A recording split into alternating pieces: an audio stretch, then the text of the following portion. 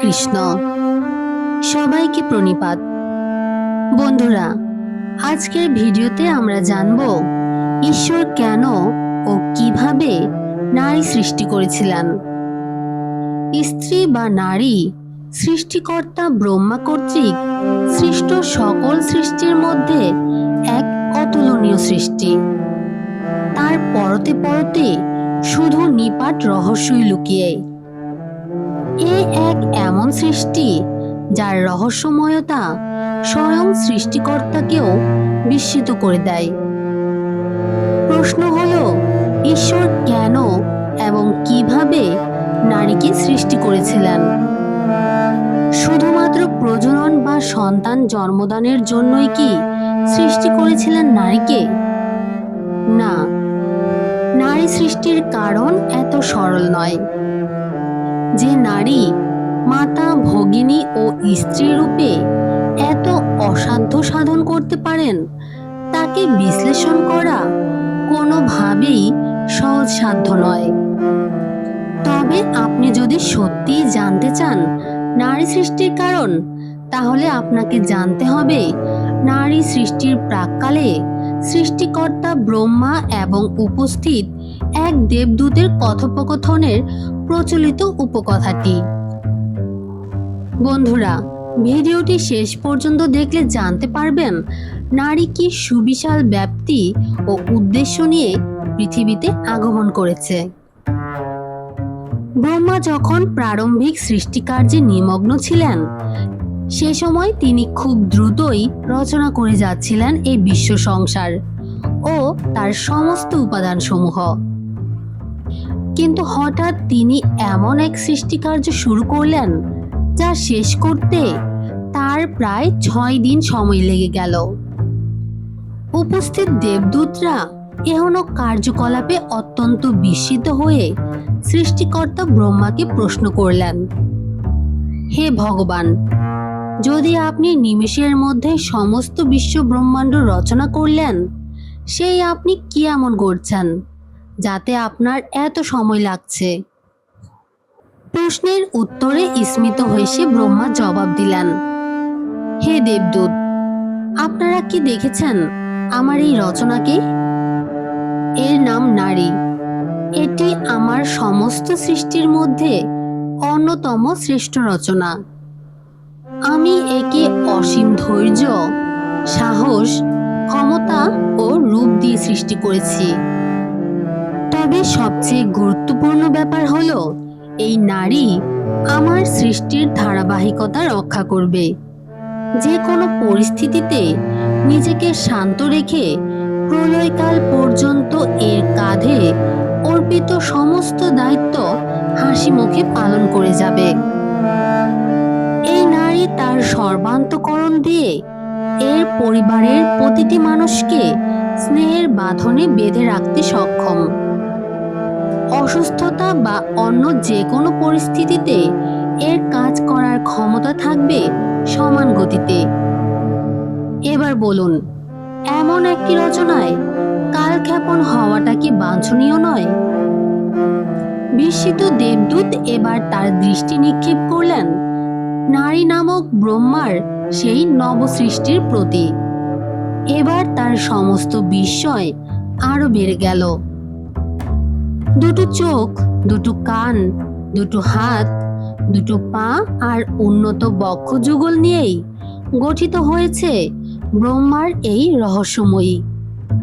কিন্তু এতে এমন কি আছে যার মধ্যে ভগবান এত গুণের সন্নিবেশ ঘটিয়েছেন?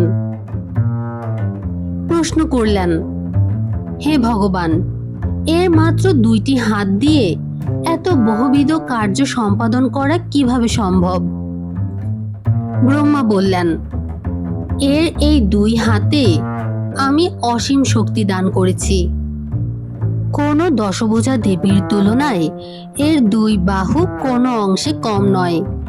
সন্তান প্রতিপালন থেকে শুরু করে যাবতীয় গৃহকর্ম সেরেও এই নারী পুরুষের সাথে কাঁধে কাঁধ মিলিয়ে কাজ করতে সক্ষম।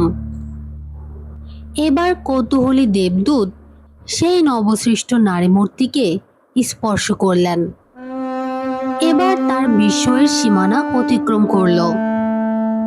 কিন্তু প্রভু, এ তো অনেক কোমল।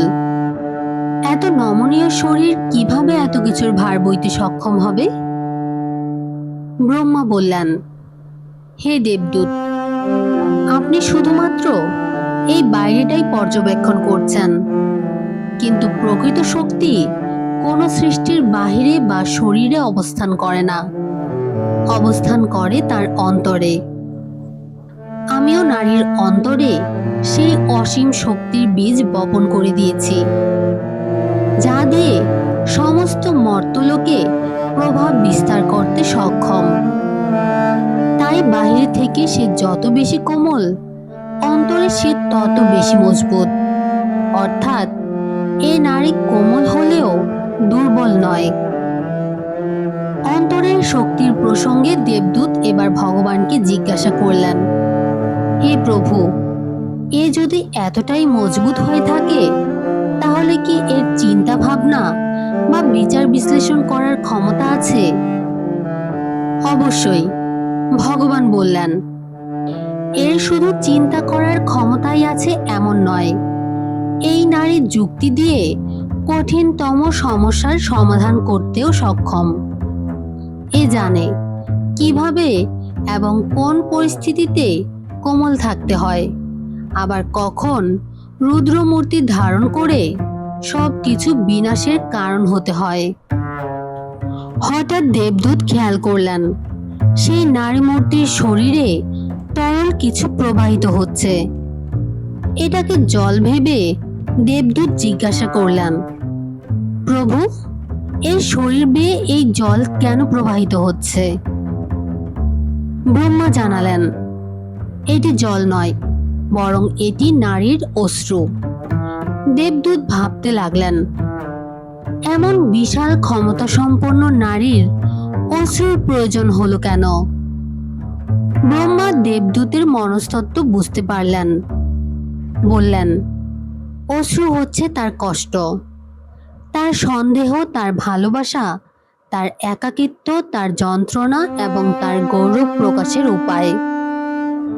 আমি তাকে এমন শক্তি দিয়েছি যে শক্তির দ্বারা সে তার সমস্ত কষ্ট, দুঃখ ও যন্ত্রণাকে তরল করে শরীর থেকে বের করে দিতে সক্ষম হবে, এবং এরপর সে দ্বিগুণ শক্তি নিয়ে ফিরেও আসতে সক্ষম হবে।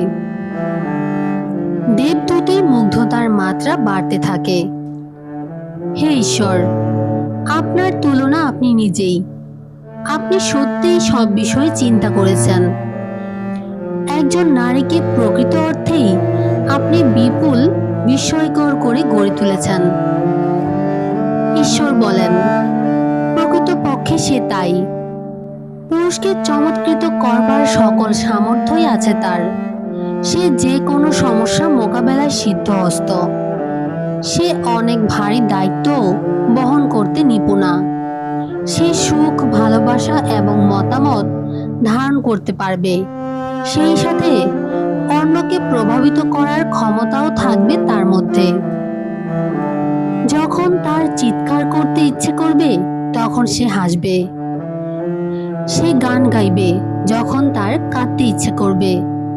সে কাঁদবে যখন সে নিজেকে সুখী ভাববে।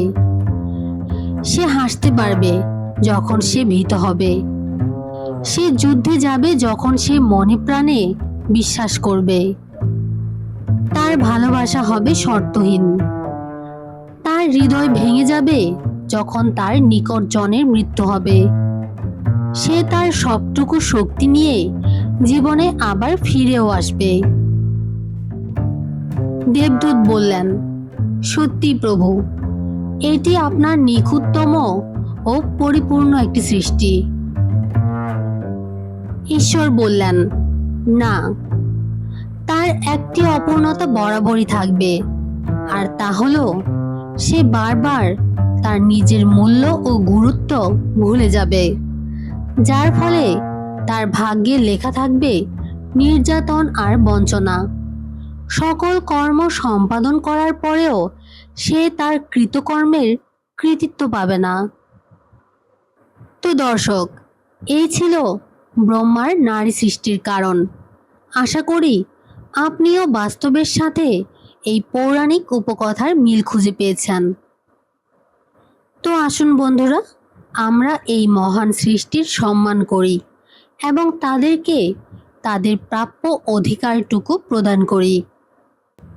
এরকম আরও পৌরাণিক কথার ভিডিও পেতে আমাদের চ্যানেলটি সাবস্ক্রাইব করে পাশে থাকবেন। ধন্যবাদ।